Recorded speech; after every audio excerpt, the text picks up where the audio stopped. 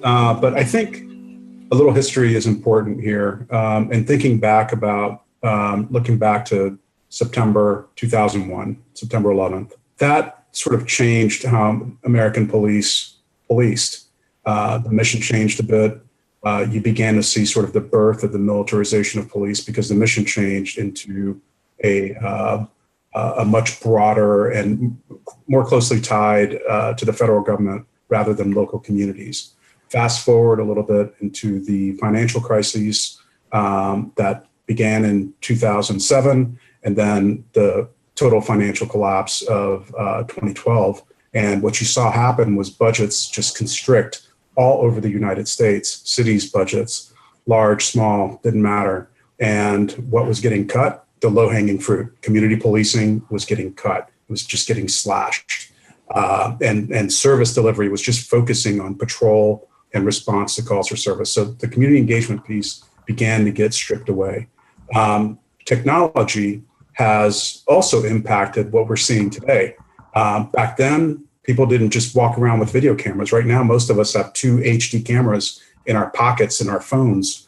So what you're seeing is not necessarily that our policing world has changed, but it's just come into better focus, and video is showing up very, very quickly, even as the events are occurring.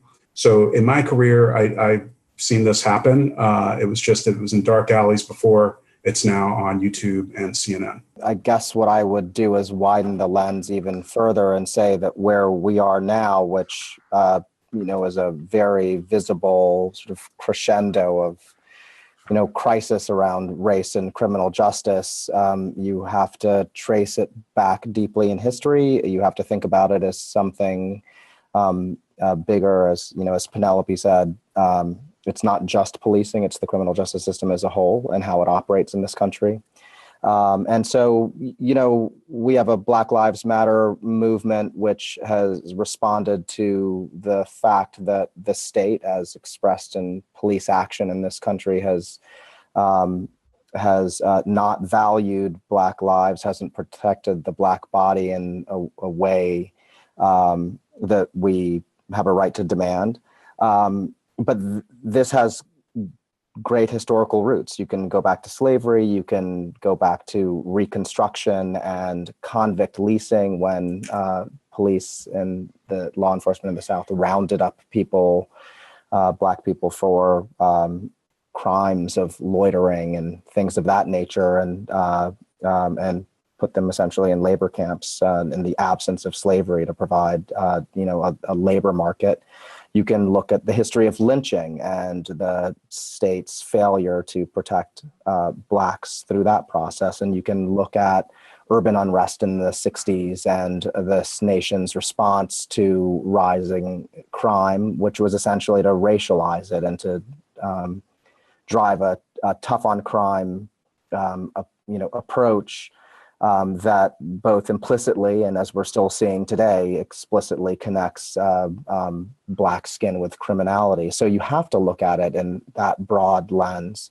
And then I think you also have to think about the lack of trust that people feel for the justice system as being expressed most profoundly in interactions with police, because that's what we're seeing now in video and and citizen journalism, and that's there's nothing new about it, as Hassan said. We're just seeing it, but we're operating in a criminal justice construct where we are globally an aberration.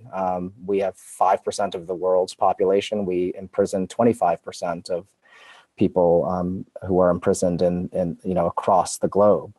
The population of people who are incarcerated now has grown 700% since the 70s and sort of the beginning of this excessive tough on crime approach. And that has destroyed lives in the process under the sort of false promise that doing this is what provides public safety.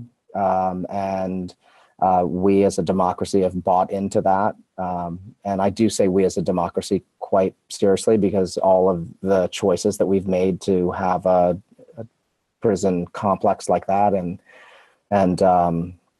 should this tough on crime approach our policy choices. And so, I think I would say that we are at a place where we are really confronting that after arguably centuries, and certainly, the last 4 decades of the American general public largely ignoring it and being largely complacent about it.